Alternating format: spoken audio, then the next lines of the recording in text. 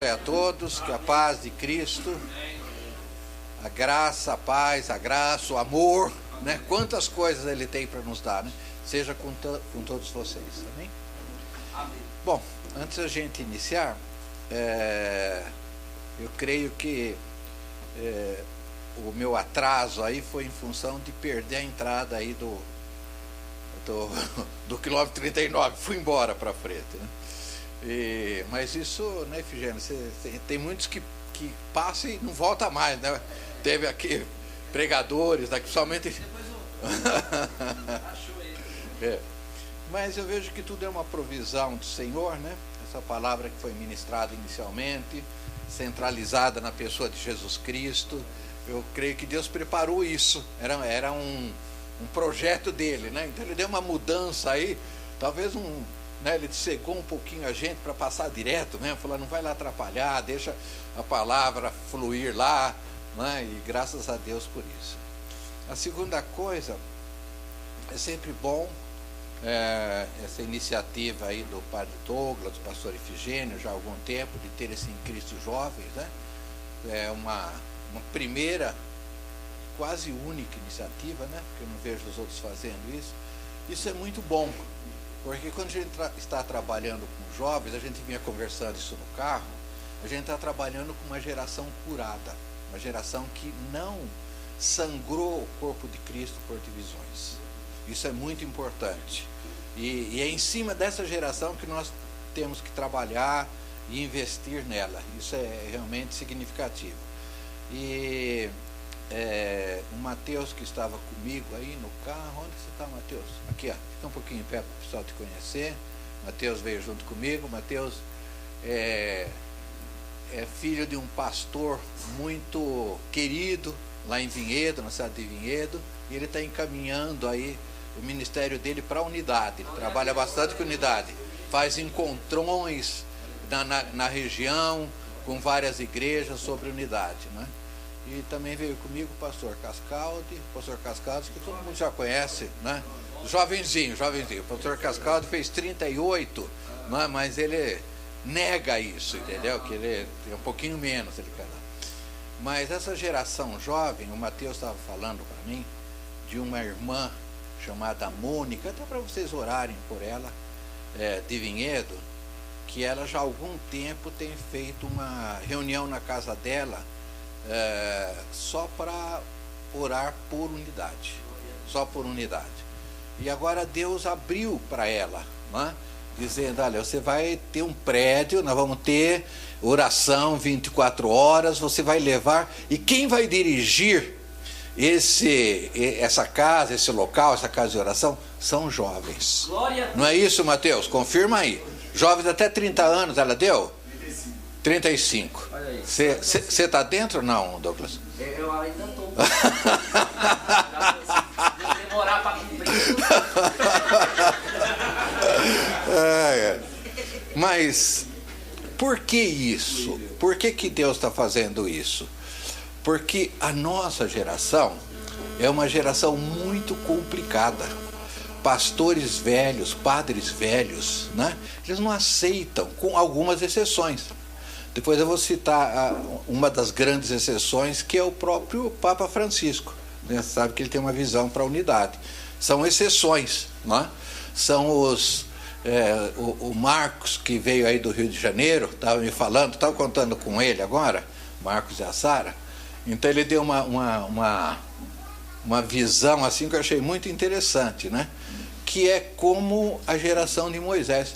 Precisou todos os velhos morrerem para entrar na terra prometida. Só 2 que entraram, porque esses 2, eles tiveram a visão do gigante, como todos tiveram, mas eles não tiveram medo. Nós vamos enfrentar, Deus é conosco.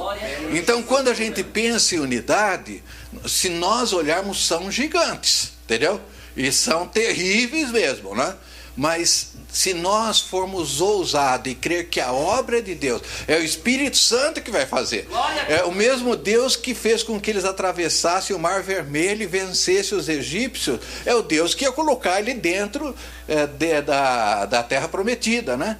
Então é esse Deus que ouviu a oração do filho, né? Que eles sejam um, Pai, assim como nós somos um, para que o mundo creia que eu fui enviado por Ti. Né?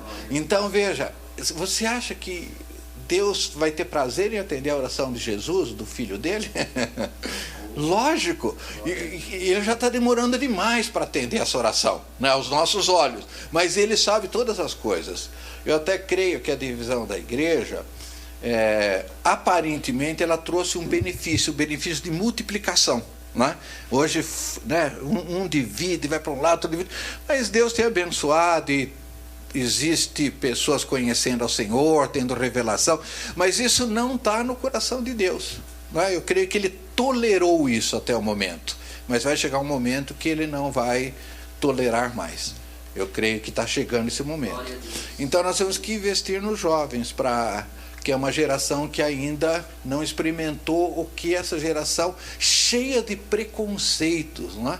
Outro dia nós tivemos lá em Jundiaí, o Pedro Arruda foi falar sobre unidade com católicos e o Christopher foi falar sobre unidades com judeu messiânico. Né? Então eu convidei pastores da minha igreja são 12. Sabe quantos foram? Nenhum. Porque é uma geração cheia de preconceito, cheia de problemas. Alguns, vou até desculpar, que tiveram problemas mesmo, né? Então, sabe, essa geração, eu não vejo que é uma geração que ela é útil, está fazendo a obra dela, mas ela não está conseguindo ver.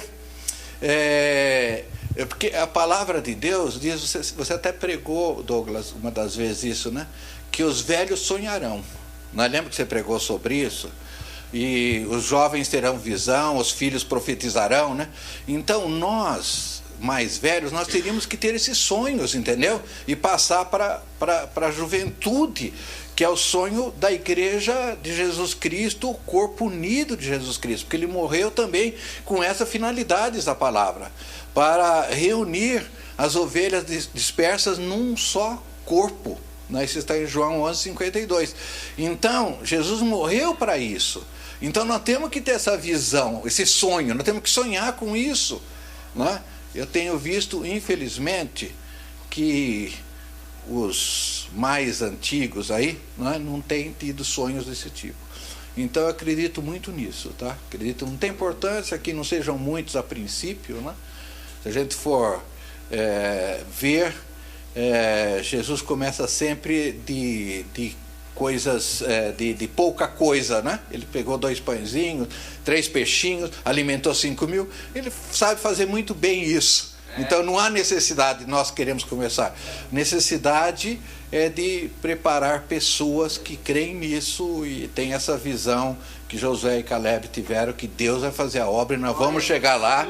E para Jesus voltar, isso tem que acontecer. A única coisa que pode impedir a volta de Jesus é a divisão. Porque Jesus não é polígamo, ele não vai casar com várias noivas. Não é?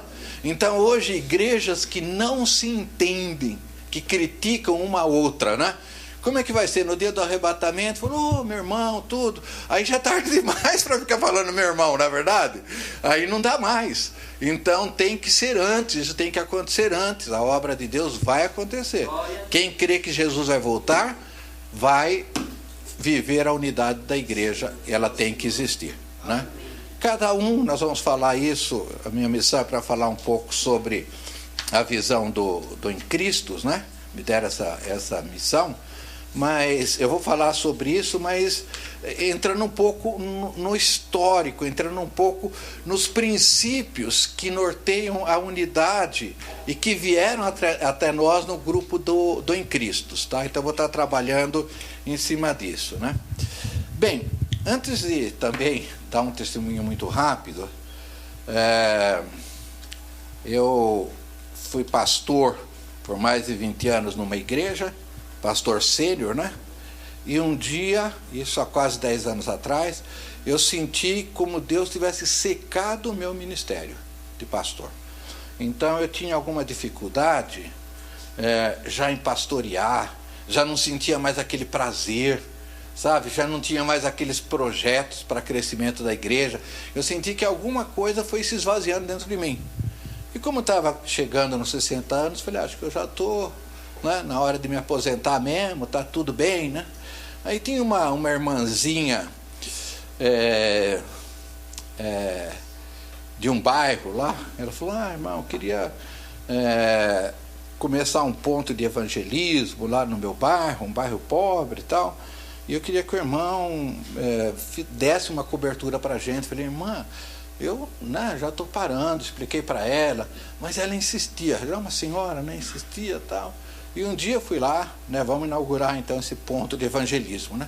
Então eu estava pregando assim, na metade que eu estava pregando, entrou uma mulherzinha lá, aquela meio pé de fogo que vocês chamam, sapatinho de fogo. Ela entrou lá, né? E eu pregando, falei: caramba, essa mulher vai me interromper no meio da pregação aqui, né? Fiquei meio perdido, sabe? Então, ela olhou para mim: Deus manda te dizer, na minha obra não tem aposentadoria. É o pau da costela. Tô louco. Aleluia. Não brinca. Foi mesmo, né? E tem mais, ela disse. Esse tem mais que é problemático, né? Quando os pés de fogo vêm, né? Porque se parou na primeira, tá bom, né? Mas aí ela profetizou que eu iria pisar em terras que nunca tinha pisado, e falou coisas assim que sabe, para a gente crer naquilo, precisaria mesmo experimentar, né? Eu posso dizer que isso realizou na minha vida, né? Mas que naquele momento eu só acreditei, claro, porque ninguém sabia dessa minha ideia de aposentadoria, né? Mas aí o que Deus fez? Ele secou meu ministério para preparar para um outro. E Deus é poderoso para fazer isso, tá? Dessa maneira. É dessa maneira. O teu caso é muito parecido, o caso do pastor Ifigênio. Então ele interrompe para onde. Então eu estou dizendo isso até porque todos nós temos chamados, né? Mas nós precisamos ficar muito atentos, né? Porque às vezes Deus, Ele é Deus. Ele chama para alguma coisa e nos prepara para aquilo, mas num sentido de amadurecimento. E depois Ele nos leva para outro, tá? Então Ele é o Senhor. Ele é soberano, então nós temos que estar atentos a isso, tá? Então eu parei na minha função de pastor sênior, ninguém entendeu, eu também não entendi, mas até que um dia o Senhor começou gradativamente a revelar que o chamado que Ele tinha era para unidade. Eu ia trabalhar exclusivamente para a unidade do corpo de Cristo.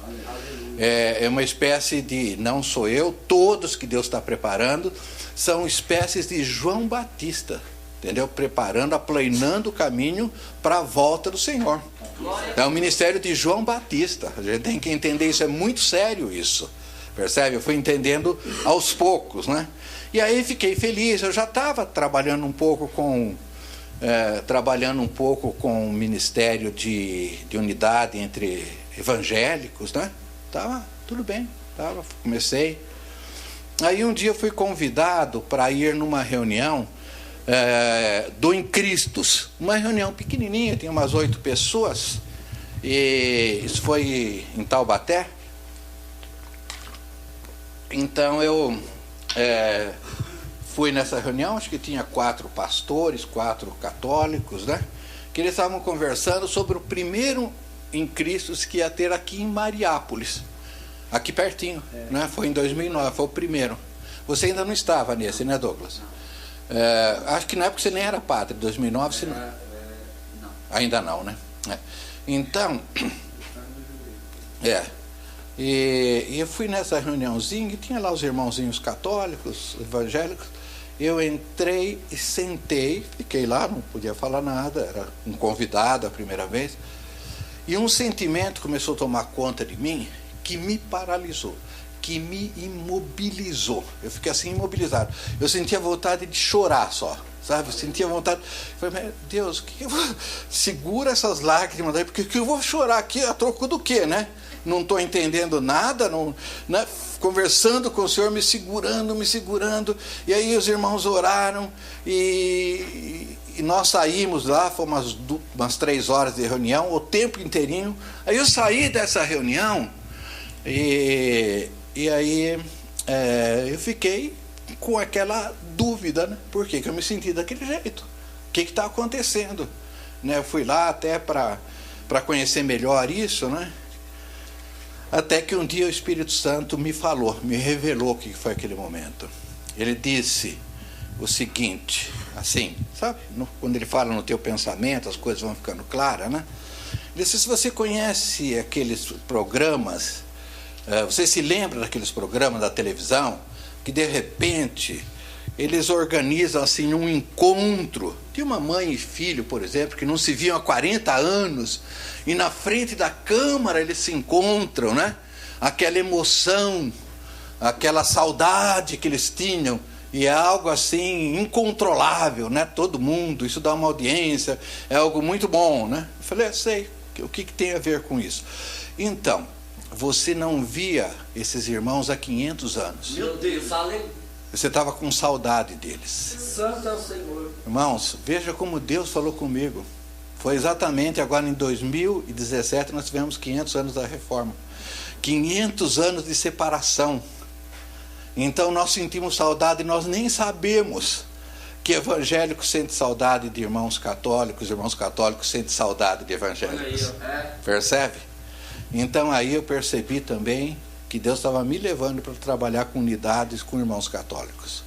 E é onde até talvez eu tenho mais penetração, porque trabalhar com pastores evangélicos não é brincadeira, irmãos. São todos assim, né? Cada um com a sua visão, sabe? Todos abençoados, mas cheio de preconceitos, que o reverendo aí pode concordar um pouco comigo, né? Porque é assim, cada um na sua visão. Entendeu? Cada um acha que Deus deu a visão para eles, né? Então a gente tem uma dificuldade enorme. Mas nós estamos trabalhando com todos e para a glória de Deus a gente vai chegar lá, né? Eu estou assim preparado para isso, Deus tem me preparado. Na última, eu tive um problema que... de rompimento de tendão aqui no quadril, nas duas nádegas. Então romperam assim os tendões aqui, e eu fui em tudo quanto era médico e não conseguia cura disso, né? Isso passaram quase 6 anos, e isso me trazia uma crise, porque todas as noites, eu só não costumo dormir de barriga para cima, de repente eu sentia dor, ia para o outro lado, dor, ia para outro lado, aí doía os dois lados, aí eu tinha que ficar de barriga para cima, não dormia, até passar a dor. Então eu fiquei quase 5 anos sem ter uma noite de sono assim, direta, para vocês terem uma ideia o que é isso, né? E fui assim em muitos médicos, e eles diziam, olha, isso não tem cura, é rompimento, né? Rompimento, não tem cura, você tem que fazer um pouco de acupuntura, cada um ia dando uns conselhos, né?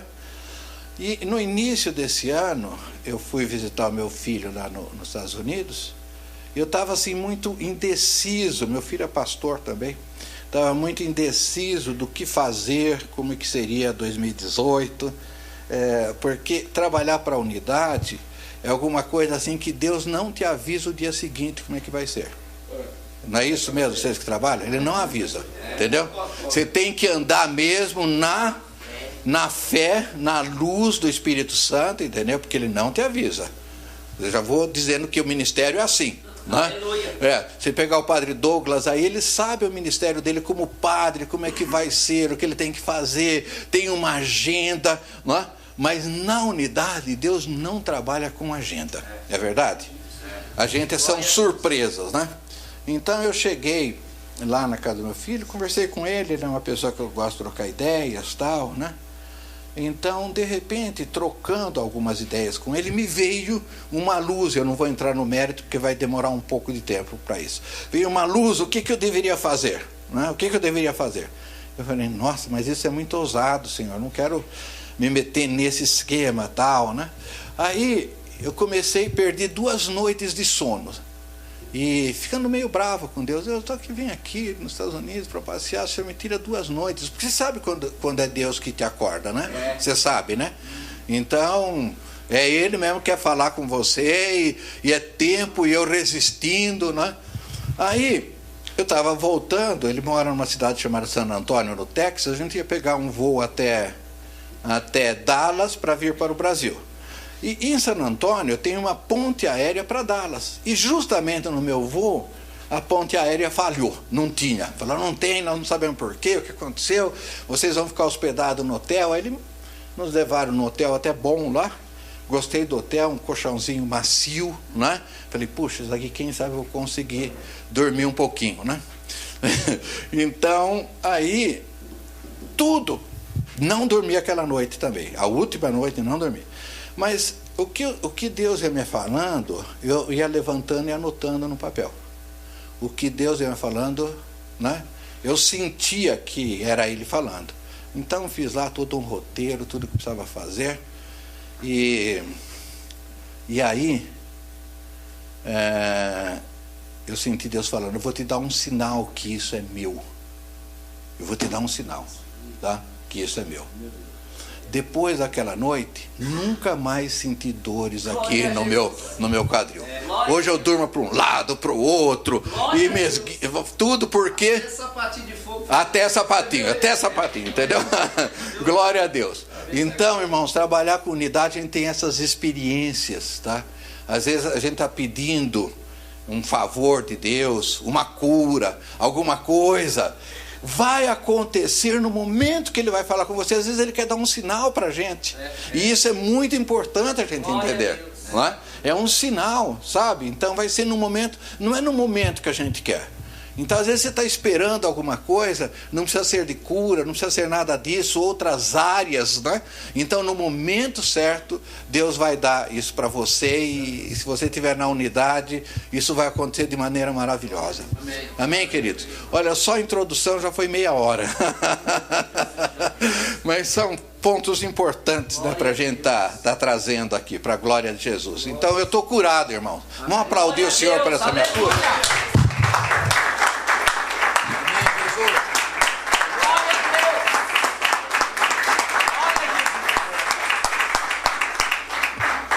O tempo de Deus não é o nosso tempo, né? Precisa esperar 6 anos para isso, né? O tempo de Deus não é o nosso tempo. Mas para glorificá-lo mesmo, né? A gente sabe disso. Bom, irmãos, eu quero falar de alguns princípios que regem em Cristo, que nós estamos recebendo de apóstolos, de gente lá no passado, tá? Porque nós não criamos nada, não inventamos nada. Então, existiram no século XX alguns apóstolos assim da unidade, tá? Unidade é coisa muito recente. Se você for pegar, tem lá na década de 30 o Paul Couturier, né, que era um abade, que ele criou a Semana da Oração. Esse abade foi muito importante, criou uma Semana da Oração da unidade que nós vivemos até hoje, né? Depois tem a comunidade de Taizé, tem assim algumas coisas, mas quem mais marcou foi um pastor da Assembleia de Deus chamado David du Plessis, tá? Esse é que marcou mesmo como apóstolo da unidade do século XX. Esse irmão, ele foi conhecido como Mr. Pentecostes, Senhor Pentecostes, de tão cheio do Espírito Santo que ele era. É um homem cheio do Espírito Santo. E um dia Deus colocou na parede, não é? Foi alguém no escritório dele e foi falando para ele, que nem o sapatinho de fogo que eu tive lá. Foi falando para ele, ele foi encostado na parede, ele conta, né? E Deus deu para ele esse ministério para trabalhar na unidade do corpo de Cristo. Então ele saiu para trabalhar, um pastor sul-africano, né? E ele teve alguns privilégios, né? Ele ficou famoso por ser Mr. Pentecostes, lá onde ele ia, o Espírito Santo se manifestava muito. E um dia ele conheceu um cardeal chamado Cardeal Bea. Você vai me corrigindo aí, porque isso é bom de história, tá bom? Da igreja, né? E esse Cardeal Bea percebeu que eles estavam começando o Concílio Vaticano II, que um dos temas que foram tratados, entre outros importantes, foi sobre dom, sobre carismas, né? No Concílio Vaticano II, que a Igreja Católica tinha restrição sobre esse lado mais pentecostal, vamos assim dizer, tá? Embora houve, veja que interessante, na virada do século XIX para o século XX, houve uma senhora chamada Helena Guerra, na Itália, que essa senhora, ela sentia que a igreja estava tratando o Espírito Santo como um cidadão de segunda categoria na Trindade, né? Ela entendia isso. E ela escrevia muitas cartas, 9 ou 10 cartas, eu não me lembro, para o Papa, na época, acho que era o Leão XIII. Então, esse Papa decretou, através da influência dela, no início do século XX, que o século XX seria o século do Espírito Santo. Olha que coisa linda. E ao mesmo tempo que aconteceu isso na Igreja Católica, aconteceu na Igreja Evangélica também, lá no estado de Kansas, né, na cidade de Topeka, um homem chamado Charles Parham, também buscou o Espírito Santo exatamente no primeiro dia do ano. O que acontece com o Papa Leão XIII decretando e instituindo uma novena do Espírito Santo, né? Foi instituído isso. Também houve, numa maneira assim, muito semelhante na igreja evangélica, o Espírito Santo se derramando, batizando, porque, na verdade, o que acontece até o século XX, aquelas manifestações poderosas da igreja primitiva do primeiro século, elas deixaram de existir. Existia sim esporadicamente, né? Mas elas tinham parado. E esse início de século, então o Concílio Vaticano II tratou desse assunto, né? E esse cardeal Bea convenceu o Papa João XXIII que poderia convidar o David Duplessis para participar como um observador leigo. Então veja o que Deus faz, irmãos.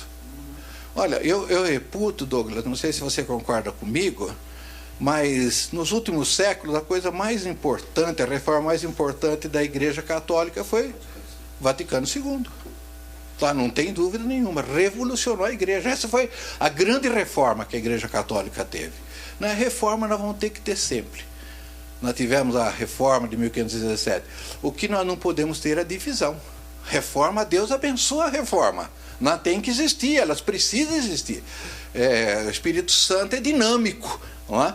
Agora, o que não pode existir é a divisão. Então, isso é muito triste, né? Então, ele participou, num dos livros dele, ele disse que o cardeal Bess perguntou para ele: o que você sugere que a Igreja Católica fizesse, né? Ele falou: olha, uma das coisas que eu sugiro, ele diz num dos livros dele, tá? Estou repetindo como ele diz, é que vocês católicos colocassem uma Bíblia na língua de cada católico, porque na verdade era mais a Vulgata era mais em latim, né? Então traduza na língua de cada onde tem católicos, né? E jogue uma Bíblia na mão dele. Veja que importância esse homem teve, tá? Então ele participou, e no Concílio Vaticano II foi decretado então sobre carismas. A Igreja Católica começou a ver que esses dons do Espírito Santo poderiam ser praticados, e foi aceito esse tipo de coisa, não porque ele tenha falado, mas a participação dele, eu creio que o próprio Espírito Santo operou pelo fato dele estar lá.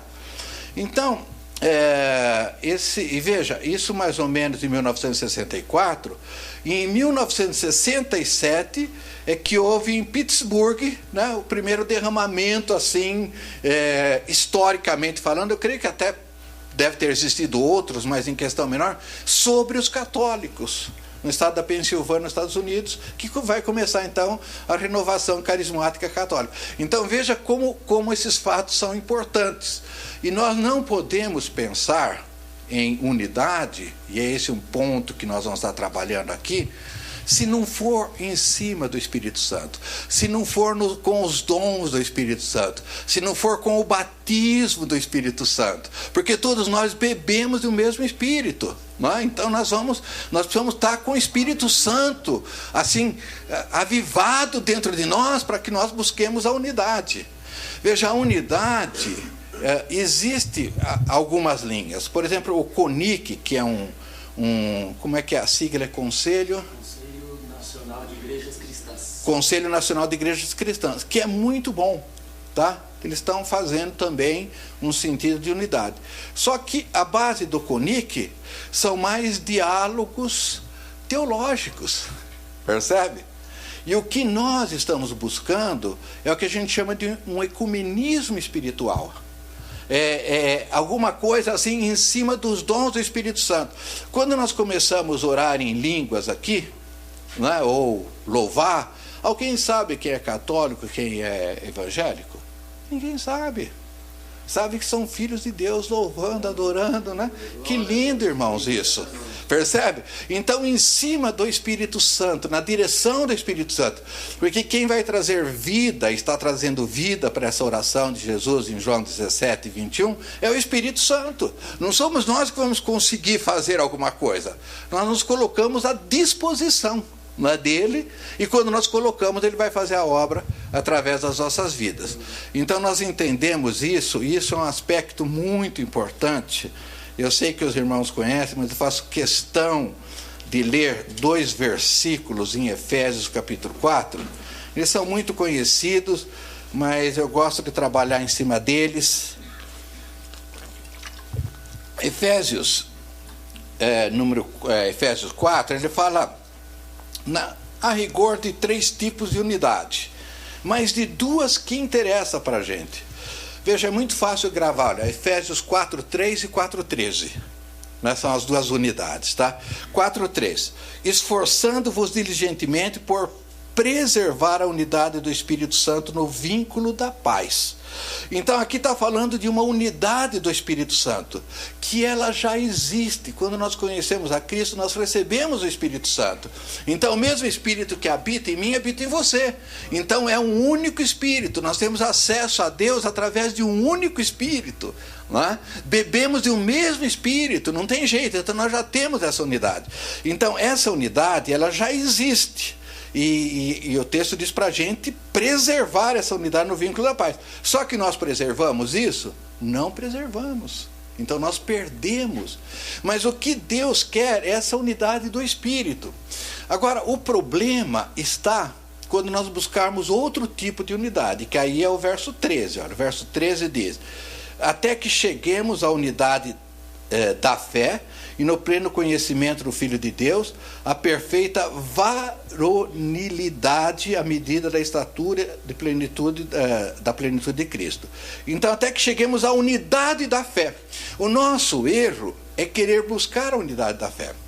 A unidade da fé, ela entra num conjunto de crenças, de dogmas, de doutrinas. Então, quando nós sentarmos à mesa para conversar sobre unidade da fé, realmente isso vai ser um milagre que Deus vai fazer no final dos tempos. Isso não cabe a nós, percebe? Porque nós somos numa herança religiosa diferente, numa cultura diferente. Então, nós aprendemos, nós temos pais da fé, então nós cremos em certos valores que a nossa igreja nos ensinou, que aquilo está arraigado em nós. E eu não preciso, para ter unidade com você, a unidade no Espírito, tentar mudar essa crença que você tem, que a igreja te ensinou, que você tem fé, que você sente bem fazendo isso. Não há necessidade de a gente querer mudar isso. Essa é a diversidade que a igreja tem. Unidade na diversidade. E isso, o Douglas tem pregado sobre isso, essa diversidade é muito rica, porque nós aprendemos um com os outros. Tem certas coisas, né, que eu estava agora há algum tempo em Belo Horizonte, lá com o Pedro Arruda. Eu falei: Pedro, me explica um pouco mais sobre o que vocês entendem com batismo de criança, né? Então ele ficou 2 horas. Aquilo foi uma riqueza para mim, sabe? Eu cresci com aquilo. Minha mente se abre, percebe? Então, isso é importante, essa diversidade. Mas nós não podemos querer fazer uma unidade em cima dessas diversidades que existem. Nós não vamos conseguir nunca. E não tem problema, porque o centro da nossa unidade, para quem todas as coisas convergem? Para Jesus. Então, se você vê Jesus como Salvador, e eu vejo Jesus como meu Salvador, Pronto, nós temos unidade, nós temos o Espírito Santo. Então o que nós precisamos buscar é essa unidade do Espírito, recuperar essa unidade do Espírito. E essa unidade da fé, esse conjunto de crenças que existe, nós podemos abençoar uns aos outros no amor, conversando no amor, né? Veja, antes o verso 2, para a gente entender como nós podemos conversar, olha, com toda a humildade, mansidão, longanimidade, suportando-vos uns aos outros no amor. Então nós podemos conversar essas coisas, mas no amor. Mas primeiro nós temos que trabalhar nessa unidade do Espírito. Ela é palpável, ela existe, nós provamos agora que ela existe, nós oramos, nós profetizamos, fui conversar lá com o irmão, ele profetizou, e sabe, essa unidade do Espírito que nós vivemos, isso é lindo. O que nós não podemos é perder isso, nós temos que resgatar isso de volta, percebe? Não se preocupe. Outro dia eu estava lendo um livro em que o autor dizia, sabe por que existem tantas divisões? Porque as pessoas buscam a unidade da fé em primeiro lugar. Não, é impossível. Nós crescemos. A igreja tem 2000 anos quase. Tem grupos que desenvolveram, que tiveram revelações diferentes. Sabe, o fato de nós perdermos a unidade, de não sermos uma só igreja, Deus é misericordioso, Ele dá revelação para o grupo dele, para a igreja dele, para outra igreja, Ele dá revelação. Então, isso foi fazendo com que a nossa fé tivesse uma conotação diferente, embora a Bíblia diz que há uma só fé, e essa uma só fé é na pessoa do Senhor Jesus Cristo. A palavra de Deus diz que nós somos salvos pela graça, através da fé, e essa fé não é produzida por nós, mas é dom de Deus. Ela foi dada para a gente, para nós crermos em Jesus Cristo. Nem a nossa fé em Jesus Cristo é uma coisa que nós somos melhor que os outros. Em absoluto, foi Deus que deu. A graça, né, nos alcançou. Então, esse tipo de unidade de fé nós temos, percebe? Mas a unidade da fé, que está dizendo aqui, é um aperfeiçoamento dos santos. E isso Deus vai fazer um dia. Então, o que o David Duplessis ensinou, e o que nós estamos aprendendo é que nós buscamos preservar a unidade do Espírito, refazer essa unidade do Espírito, no vínculo da paz, tendo paz um com os outros, né? Nós não somos adversários, nós temos, como a maioria deles, nós temos mais coisas em comum do que coisas que nos separam. Então essas coisas em comum são produzidas pelo Espírito Santo, esse desejo de louvar, de adorar, de orar, de ministrar a palavra, de ouvir a palavra. Quem gera isso senão o Espírito Santo? E essa é a nossa unidade. Amém, queridos? Bom, vamos para a etapa seguinte. Esse David Duplessis, um dia ele ficou amigo do Vaticano, de alguns cardeais, ele estava constantemente lá, ao ponto de ser expulso pela igreja dele, que é a Assembleia de Deus. Ela expulsou. Mas no fim, antes da morte, ela reconciliou com ele, entendeu que era um chamado mesmo que ele tinha, né? Então um dia ele estava no Vaticano e tinha um grupo de jovens. Veja que interessante, irmãos. Um grupo de jovens lá no Jardim do Vaticano. Ele desceu, esse David Duplessis, ele andava sempre com um bottom igual esse que eu estou tendo aqui, tá? 70 vezes 7. Então, a vida dele inteirinha ele andava com bottom assim. Porque não existe nenhum tipo de unidade se a base não for o perdão, tá? Então, aqui, Mateus, acho que 18, 22, se não me falha a memória, Pedro pergunta, Senhor, quantas vezes nós devemos perdoar, né, os nossos irmãos? Até 7? Jesus diz, não, porém vos digo até 70 vezes 7. Quer dizer, perdoar sempre. Então, a verdade é que não existe unidade sem perdão. Então, nós precisamos entender que nós erramos, que nós criticamos, que nós falamos mal, que nós desconfiamos, que nós tivemos visões erradas de coisas, como eu tinha em relação ao batismo de criança, e quando foi me explicado, né, alguma coisa assim, abriu meu entendimento. Então, quantas críticas eu fiz isso em púlpito, Então, eu preciso pedir perdão. Deus já me levou 3 vezes pedir perdão para grupos católicos, Douglas. Inclusive, uma vez a Efigênia estava junto, e a Efigênia também pediu perdão. Aliás, a Efigênia é que mais pede perdão, não é verdade? Glória a Deus por isso, porque é tão forte quando Jesus fala com a gente. Então, Efigênia, nós estávamos lá com 7.500 pessoas carismáticos lá na Canção Nova. E eu com a Efigênia fomos lá na frente pedir perdão para aqueles irmãos. A hora que nós pedimos perdão pelas críticas que nós fizemos, porque quando a gente faz crítica, você está atingindo todos, percebe? Você não está fazendo crítica especificamente para uma pessoa do catolicismo, você está criticando todos. Então, a hora que nós pedimos perdão, o Espírito Santo começou a se derramar naquele local, coisas assim que nós nunca vimos igual, não é verdade? Teve uma senhora que ela estava lá no meio assim da plateia, ela caiu, ela foi engatinhando, engatinhando, engatinhando e chegou até os pés da esposa dele. E, irmãos, quando a gente fala rio de lágrimas, a gente exagera, mas aquela mulher tinha um reguinho de lágrimas que ela ia deixando, sabe? Uma católica que também sentiu vontade de pedir perdão. Então não tem jeito, sabe? Ela viu, puxa, esses pastores que estão aqui estão mostrando que a visão que eu tinha era uma visão errada. Tem alguns que são assim mesmo, como tem alguns padres que podem ser assim mesmo, que criticam, né? Embora hoje eu estou vendo a maioria que está assim, com uma aceitação boa, né? A gente vê alguns videozinhos aí no YouTube e tal, né? Mas, sabe, eu não posso, e isso requer perdão. Todas as vezes, se você criticou, ofendeu, você vai ter que pedir perdão. Tá? Não tem jeito. O Pai Nosso ensina, nós somos perdoados se nós perdoarmos uns aos outros. Se nós não tivermos vida de perdão. Quer dizer, não significa que você vai ter que pedir perdão para todos, mas um dia você vai ter que ir num ambiente e falar, irmãos, me perdoa porque eu julguei mal vocês. Sabe, isso é muito importante, irmãos. Não tem unidade sem isso. É reconciliação. Reconciliação significa refazer uma amizade que foi desfeita, né? Foi rompida, foi colocada uma parede no meio. Jesus já derrubou essa parede. Ele levou a inimizade na carne dele.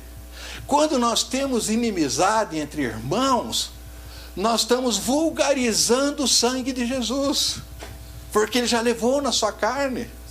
É forte isso, irmãos. Percebe? É forte. Por isso, Jesus não vai voltar enquanto a gente não chegar nesse ponto. E nós vamos chegar, amém, irmãos? Amém. Creia nisso, tá? Amém. Bom, então, o David du Plessis desceu no jardim lá do Vaticano e tinha um monte de jovens, e ele tirou esse bottom aqui, que estava um desses bottoms, deveria ser de melhor qualidade que ele usava, né? O meu aqui é de plástico e tal. E colocou num jovem de 18 anos. Veja como Deus faz a obra. E esse jovem de 18 anos chama Matteo Calise, que nós conhecemos muito bem, tá? Um jovem italiano, né? Agora já não jovem, mas na época era jovem, né? Então, e ele profetizou, olha, tudo que eu fiz para a unidade do corpo de Cristo, eu estou transferindo, eu estou abençoando para a tua vida. Glória a Deus. E esse Matteo Calise, então, ele já tinha tido sonhos que Deus ia dar isso para ele. Quando ele recebeu uma autoridade, uma autorização para fazer. E é muito importante, quem for trabalhar na unidade, que tem esse chamado, receber uma autorização do padre, do pastor, uma bênção, né? É um envio, sabe? É um envio. Isso é missões, isso é ser missionário. Tá? O missionário do futuro é esse tipo de missionário. Eu estive lá com a minha esposa, minha filha morou 2 anos na França. Nós tivemos uma cidadezinha pequena e passamos o final de ano e tinha vários, não há nenhuma crítica nisso, apenas eu estou comentando. Nós fomos passar o ano novo num apartamento de um missionário batista e tinha 7 ou 8. Cada um deles, porque na França é difícil hoje evangelizar, tinha uma igrejinha, um grupo de 5, 6 pessoas. Eu falei, Deus, Por que não pode enviar um missionário batista para trabalhar com uma igreja que já existe aqui, percebe? E somar forças, evangelizar. Mas nós gostamos da nossa bandeira, nós queremos a nossa marca, queremos falar, olha, eu tenho lá, sabe? Esse tipo de missões, irmão, vai acabar em nome de Jesus. Nós vamos ter missionários da unidade. Nós vamos ser enviados para onde for, trabalhar com os que já estão lá, unir forças, não é? Usar o nosso dom, a soma de dons. Isso é tão relevante para as nossas vidas, tá? Bom, então, o Matteo Calise, ele teve uma facilidade em trabalhar nisso, porque ele era músico, né? Ele é leigo, é católico leigo, né? E então ele fez, o primeiro contato que ele fez com um pastor chamado Giovanni Traentino. Esse Giovanni Traentino, vocês devem conhecer, assim, lembrar, quem é católico, né? Que o Papa Francisco saiu um dia do Vaticano, foi até Nápoles, né? E entrou na casa de um pastor para pedir perdão de um problema que houve, acho que na década de 30, que houve uma perseguição, a Igreja Católica perseguiu pentecostais, essas coisas. Ele foi pedir perdão, foi na casa desse Giovanni Traentino. Ele tomou café. Ele disse, a primeira vez, desde que eu estou no Vaticano, que eu fui tomar café na casa de alguém, foi na casa de um pastor evangélico. Não é? Então a gente vai chegar um pouquinho o porquê disso. E, teoricamente eu tenho mais 15 minutinhos, então ore por mim assim para acelerar, para não ficar contando muita historinha aí, tá bom? Faz parte desse processo, né? Então o Giovanni Traentini achou interessante, porque Deus já tinha falado com ele também. E aí, em 1992, houve um evento de 25 anos da renovação carismática, que foi numa cidade chamada Bari, na Itália, que é a cidade do Matteo Calise. E tinha 20 mil pessoas no estádio, e o Matteo Calise convidou Giovanni Traentini, e ele foi nesse evento da renovação carismática, né? E de repente, o Espírito Santo falou para esse Giovanni Traentini. Eu vi ele falar isso já, está escrito, mas eu vi ele falar isso já. Você vai se levantar, você vai pegar uma bacia com água, você vai lavar os pés desses católicos aí. Falou para ele. Ele falou, Deus, por favor, não me peça isso. 20 mil pessoas aqui, eu vou interromper para fazer uma loucura dessa, né? Mas o Espírito Santo insistia tanto com ele, que ele foi conversar com o Matteo Calise. Matteo, o Espírito Santo está me falando isso.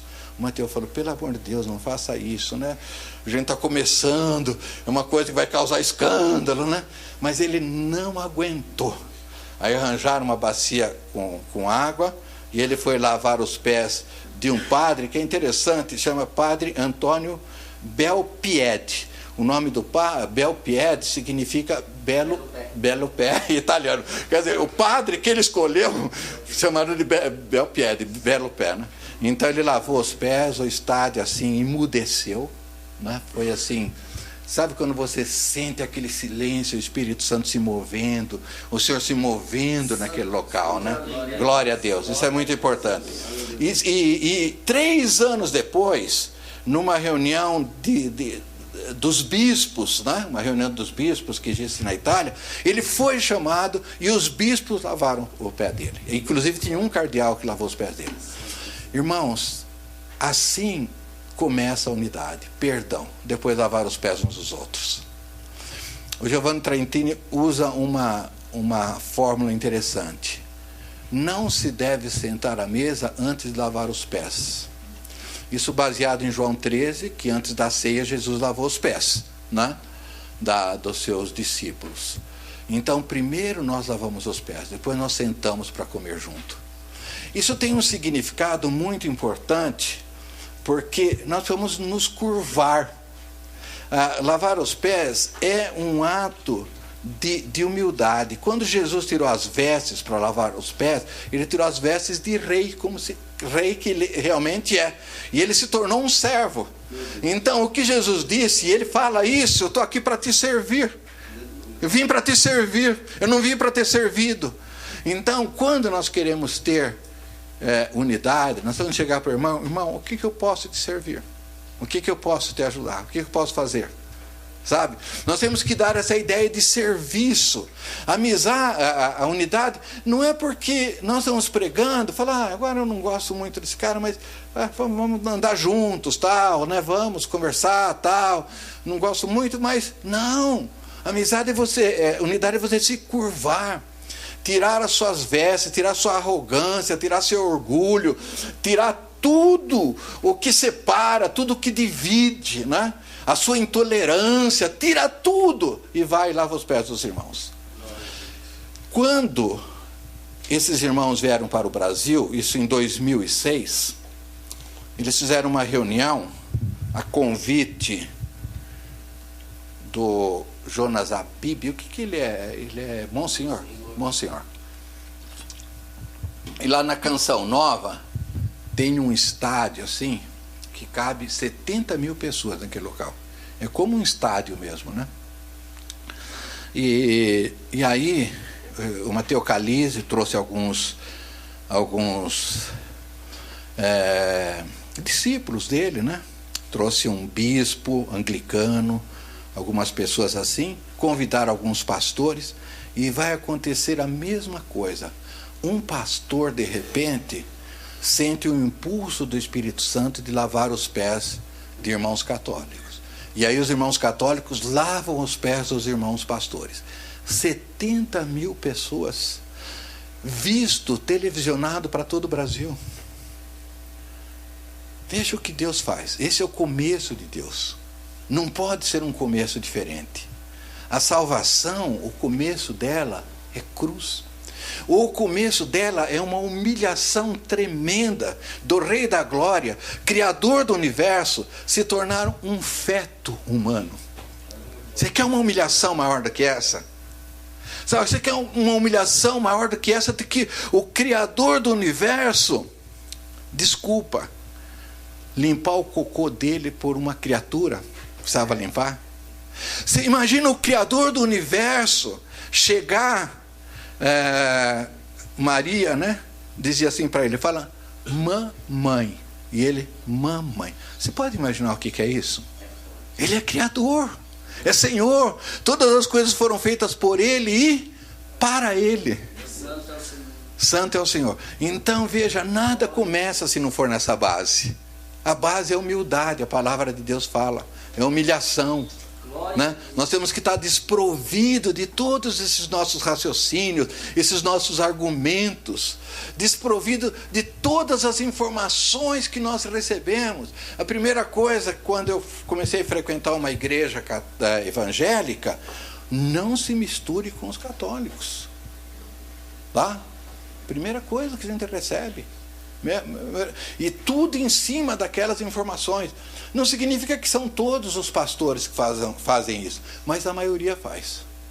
Essa é uma realidade. Então nós temos que desvestir, desnudar desse tipo de roupa, como Jesus fez quando lavou os pés dos discípulos. Então isso é muito importante. Agora, esses irmãos, antes deles virem para o Brasil, e esse dia de 70 mil pessoas lavando os pés uns dos outros, as pessoas que estavam lá, e alguns em Cristo estavam lá nesse momento, eles disseram que a presença de Deus no silêncio que se fez, 70 mil pessoas ficarem assim paralisadas vendo aquilo, foi algo assim indescritível. Indescritível. E esse é o começo. Então, quando você vai falar em Cristo, você vai pensar, né? Poxa, uns irmãos bonitos aí, uns irmãos mais tolerantes, né? Nós tivemos que lavar os pés várias vezes uns dos outros. E vamos precisar continuar a lavar. Não tem jeito, eu tenho que me curvar diante do irmão católico e reconhecer, honrá-lo, a autoridade que Deus deu para ele, a graça que Deus deu para ele. E a recíproca é verdadeira. Não tem jeito. Agora, antes deles virem para o Brasil, veja como Deus é tremendo, irmãos. Antes deles irem para o Brasil, em 2005, eles foram para a Argentina. Na Argentina tem um pastor que é até amigo nosso, um apóstolo, né, chama Jorge Mitian, de origem armênia, e ele era amigo do Giovanni Trentino, é amigo, né? Então o Giovanni falou, olha, nós estamos trabalhando num processo de unidade, nós queremos ir aí para Buenos Aires. E foram para Buenos Aires e marcaram um encontro num estádio, católicos e evangélicos. E quem que era o arcebispo de Buenos Aires quando aconteceu isso? Jorge Bergoglio. Santo é o Senhor. Então o arcebispo foi convidado para estar lá. Irmãos, num projeto de unidade.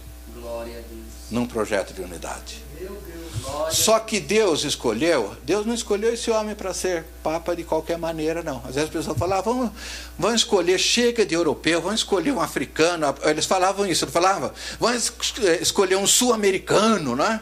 Para dar, assim, mais humildade para a igreja. Não, isso já era um projeto de Deus. A minha esposa, ela esteve num evento aí recentemente nos Estados Unidos, um evento de unidade, e ela conheceu uma mulher.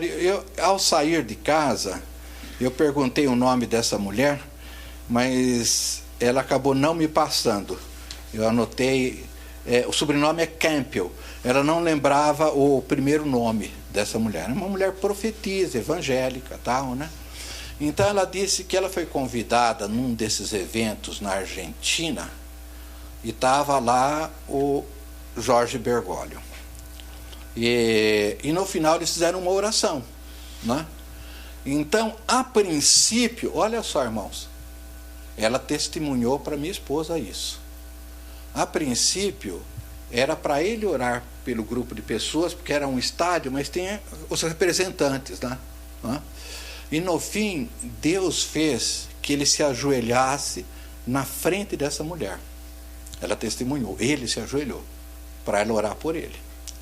Então, ela falou, não, mas é o senhor que tem que orar por mim. É como aquela história de João Batista e Jesus, né? O senhor que tem que orar. Falou, não, ore. Então, ela disse que na hora que ela foi orar por ele, ela foi tomada pelo Espírito Santo e ela profetizou, Douglas. Isso em 2008. Deus está me falando que o senhor vai ser papa. Santo Deus. Ela testemunhou isso para minha esposa. Entendeu? E é uma mulher assim, de muita credibilidade. Tá? Ela não podia enganar, percebe? Então veja a obra de Deus. Por que o Papa hoje é favorável e trabalha para a unidade? Porque é todo um processo. Existiu aqui um David Duplessis, existiu o Conselho Vaticano II, esse cardeal Bea, que foi um homem usado por Deus, Mateu Calise, percebe? É todo um processo que Deus vai usando. Não é? Então hoje, nós só podemos aqui estar reunidos com essa facilidade, porque vamos admitir, o Douglas ou qualquer padre, que o bispo não seja favorável, o bispo deles, ao processo de unidade. Mas ele vai falar, irmão, o Papa Francisco é favorável.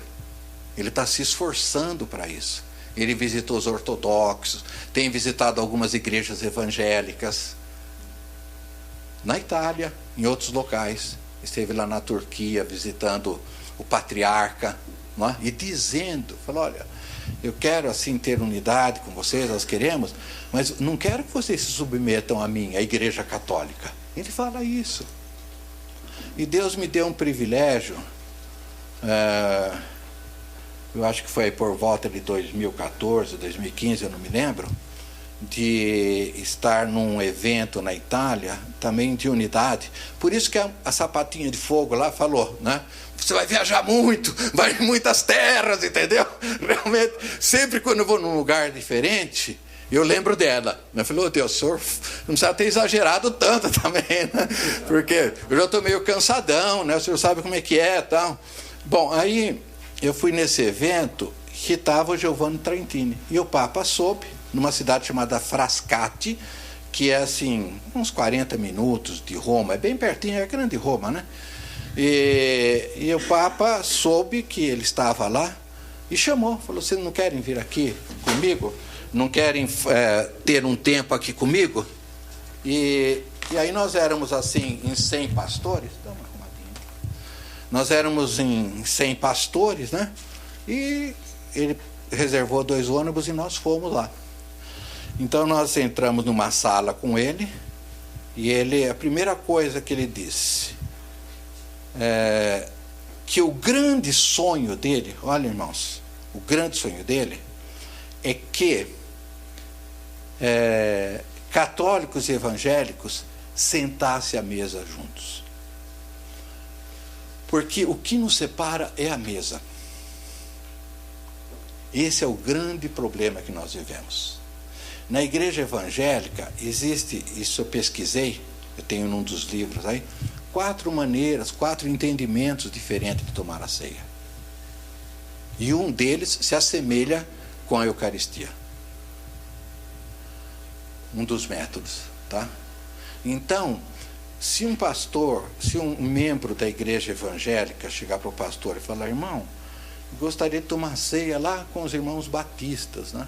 Vai ter 2 problemas. Esse pastor aqui não vai aceitar e os irmãos batistas também não vão aceitar. Percebe? Então, o que nos divide é a mesa. A mesa é a mesa da aliança. É a mesa onde nós fazemos aliança e renovamos a aliança com o Senhor e com os irmãos. Quando vocês estão tomando, vocês católicos, a Eucaristia, o Padre Douglas está lá ministrando, a hora que ele está dando para um, que ele está dando para outro, não é só uma aliança que vocês estão renovando com Deus, mas entre vocês mesmos. Porque vocês estão tomando do mesmo cálice, do mesmo pão. Então vocês estão renovando uma aliança entre. Por isso, deixar uma igreja hoje, por motivos fúteis, muitas vezes por briga, coisas assim, é quebrar alianças. Nós temos alianças quando nós tomamos a ceia um com o outro. Nós estamos assim nos dispondo: olha, eu tenho aliança com Deus, você tem aliança com Deus, então nós temos aliança entre nós estamos juntos na mesma mesa. Então, o que ele disse? Que o grande pesadelo dele, a grande tristeza, é que ele previa que não é mandato, como é que chama o período que ele fica lá? Do pontificado dele, que isso não fosse acontecer ainda. Mas esse era o grande sonho dele. E aí ele nos deu a oportunidade, ele sentou lá, e deu a oportunidade para quem quisesse falar qualquer coisa, falasse. Veja, uma pessoa assim abriu o coração, porque de repente tem pastores que poderia chegar para ele e falar: por que o senhor não tira essas imagens? Porque o pastor vai falar: por que o senhor não faz isso? O senhor não faz aquilo, né? Ele abriu. E pelo menos 20 pessoas falaram. Sabe, cada um na sua língua, tinha tradutor, né? Porque ele entende quase todas as línguas, mas... Né? Então, o que acontece? Deus está fazendo milagres, irmãos. Deus está fazendo milagres. Então, vocês evangélicos, orem. Vocês católicos, orem, para que Deus esteja quebrantando mesmo nossos corações, nossos preconceitos. Porque hoje é essa a vivência que nós temos em Cristo, né? No sentido de perdão, no sentido de lavar os pés, no sentido de comunhão, de relacionamento, no sentido de centralidade de Cristo, nós nunca perdemos isso, e no sentido de entender que a nossa unidade é uma unidade no Espírito, não é uma unidade na fé. Nós nunca sentamos, olha que tem padres teólogos, tem pastores teólogos, mas nós nunca sentamos para debater um assunto da fé que cada um tem. Para concluir, quando nós casamos, o celebrante diz: daqui para frente vocês vão ser uma só carne, não é isso?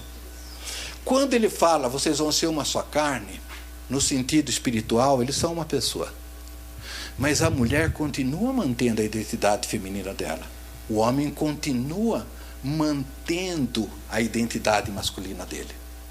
Além da Bíblia falar uma só carne, ela usa uma outra expressão, que são só 2 expressões, que é um só corpo, né? Jesus veio, morreu por nós, para nós sermos um só corpo. Então, quando sou um só corpo com ele, ele continua mantendo a identidade dele. Não é para ele mudar. Não é para mudar a minha identidade. Está dando para entender, irmãos? Os dois raciocínios são válidos. Então, nós não fazemos a unidade para tentar fazer proselitismo. Olha, você está errado, você... Né? Veja, se ele tem o Espírito Santo, quem sou eu? Se o Espírito Santo nos convence do pecado, da justiça e do juízo, quem sou eu para estar querendo mudar a vida desse irmão? Ele mantém a identidade dele, percebe? Então isso é muito importante a gente entender nesse processo de unidade. Se nós caminharmos assim, com esses valores que são o que nós praticamos em Cristo, certamente nós vamos acelerar esse processo, esse caminho. Vamos ficar um pouquinho em pé para a gente orar?